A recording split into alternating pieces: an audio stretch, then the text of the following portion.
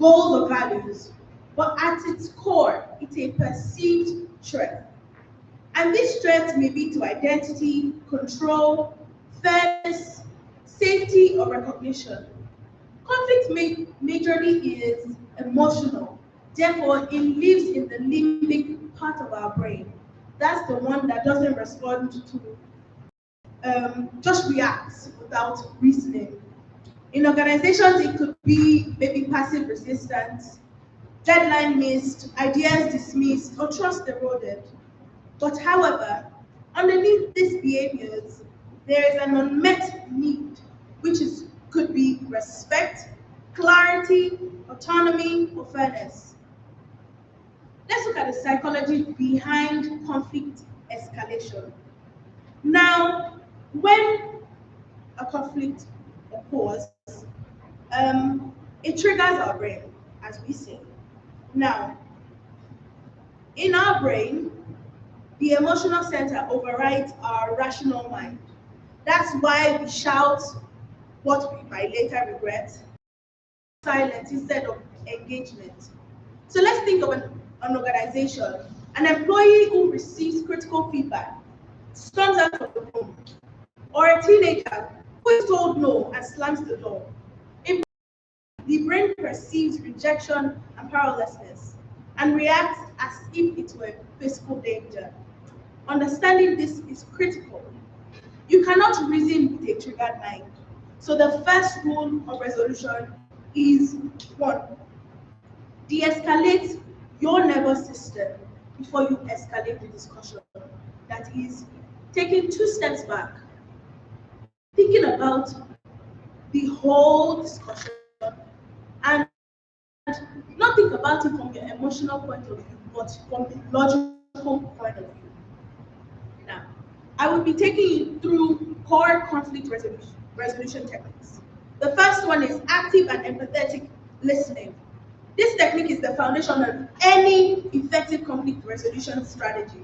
It means not just hearing the words the other person is saying, but fully tuning into their emotions, underlining concerns and values. People don't just escalate conflict just because they are angry. Often they escalate because they feel unheard or dismissed.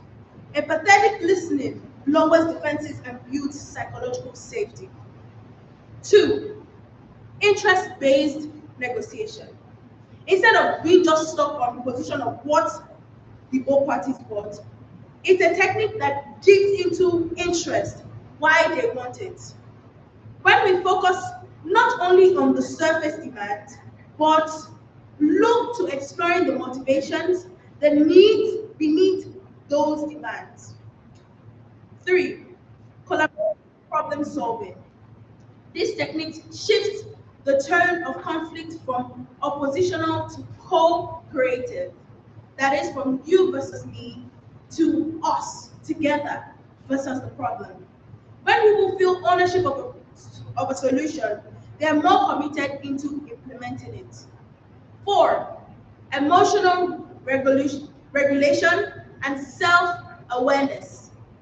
This technique is about managing your internal emotions, responses during conflict, especially the anger, frustration, and fear, so that they don't just hijack your behavior. Now, the 5th one is structured mediation. When you see that the conflict between you and this person, there is no resolution, a resolution is not foreseeable. It could be better in facilitating a neutral third party who helps in conflict resolution to meet, so that both of you can meet a mutually agreeable resolution. Why it works? It is entrenched in direct dialogue. In a situation where maybe both of you can't really talk together, you know that maybe the other person is someone that is maybe physical. In such a situation, calling a third party, this is someone that's neutral, that maybe both of you respect. It could also be a professional party. Now, in such a situation, the person helps manage power dynamics, ensures fairness, and focuses attention on resolution rather than the blame. How to do this? Bring in a neutral and trained third party. Establish ground rules, which is respect, confidentiality, and no interruptions. Each party shares their perspectives while the mediator paraphrases and validates. Identify interest and generate options. Document agreements and follow up. Now let's move from the techniques for conflict resolution to conflict prevention. Let's start with a bold statement. The highest level of conflict mastery isn't resolving it. It is preventing it from erupting in the first place. Conflict prevention is like installing smoke detectors instead of constantly putting out the fire. Now, what are the techniques for conflict prevention? 1. Clarity of roles, expectations, and boundaries. Unclear expectations are one of the most consistent precursors to conflict. Conflict prevention starts with clarity.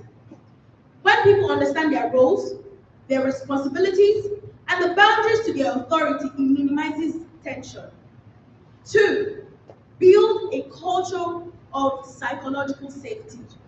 That is a place where people feel safe to speak up without fear of being humiliated, punished, or ignored. So when of unspoken tension, it could be a place to bridge conflict.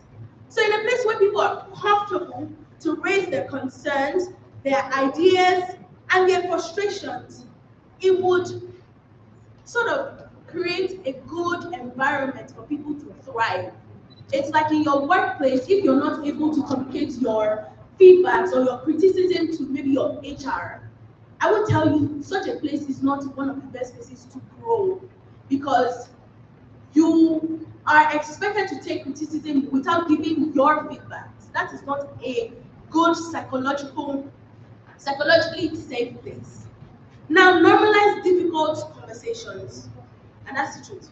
See what they mean. Between friends, between a boss and an employee, normalize having some hard conversations. It could be about salary increment. It could be that the step being taken is not necessarily the best step to be taken. Whatever it is, as much as you should maybe indulge in these conversations, I also think as humans, we should respect each other. So in such a situation, respect comes to play. Pay attention to early warning signs. As he says, just pay attention to the necessary things that need to be done. Now, 5, foster inclusive decision making. One of the overlooked sources of conflict is feeling excluded from decisions that affect you. In organization, tough decisions are made without consulting the frontline workers. It would obviously provoke backlash. So in such a situation, don't just segregate one person. See everything as teamwork. In teamwork, people thrive more. Now, promote equity and transparency. Whether it's perceived injustice, conflict is waiting. Transparency, fairness, and justice are not just ethical values, they are conflict prevention tools. Invest in relationship capital. Here's something most people forget. Conflict prevention is relational, not just procedural. Trust is the currency of any relationship. And see that you're investing is like a debit and credit into your relationship with such a person. And promote equity and transparency. I think I've said that. So now let's do one thing. So let's bring everything back home. Becoming the bridge. Conflict resolution is not just the HR professionals or therapists' skill. It's a life skill. And those who master it are remembered, not just for avoiding conflict, but for transforming it. Ask yourself, how do I react under conflict? Do I listen to win or to understand? Do I create space for dialogue or shut down with power? What value guides me when I disagree? You don't have to be perfect, but you do have to be intentional. Be the parent who models calm under pressure. Be the manager who welcomes feedbacks.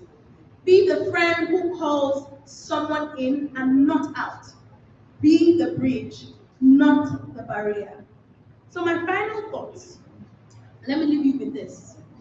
Conflict prevention is an ongoing work. Conflict prevention isn't a one-time training or checklist. It's a way of leading, living, and relating. It requires humility, awareness, and commitment. And perhaps, most importantly, it requires courage to face small tension before it becomes large battles. As the saying goes, fix the roof while the sun is still shining. Thank you.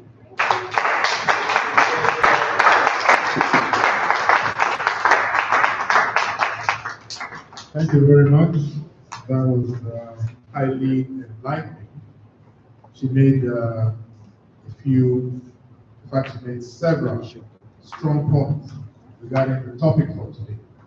I remember her talking about de-escalating before escalating. So first you learn how to de-escalate the situation before you escalate.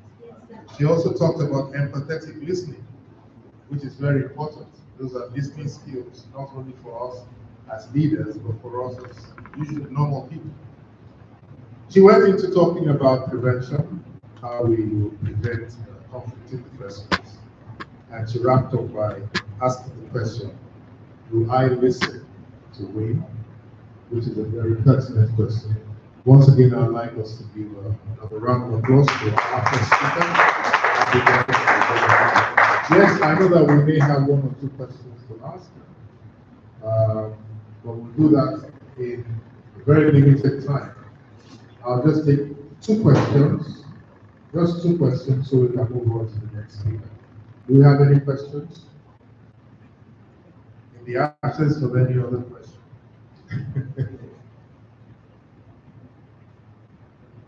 In the absence of any question. No question. Okay. Should I go ahead? Yes, please. Will you need the mic? Yes, sir. Yes, I do. Okay, the PG at the honorable guest speaker, chairman of the day, fellow Rotarians, guests and friends. My question is this. That was a very brief and very precise talk, I must say. Okay, the question is, in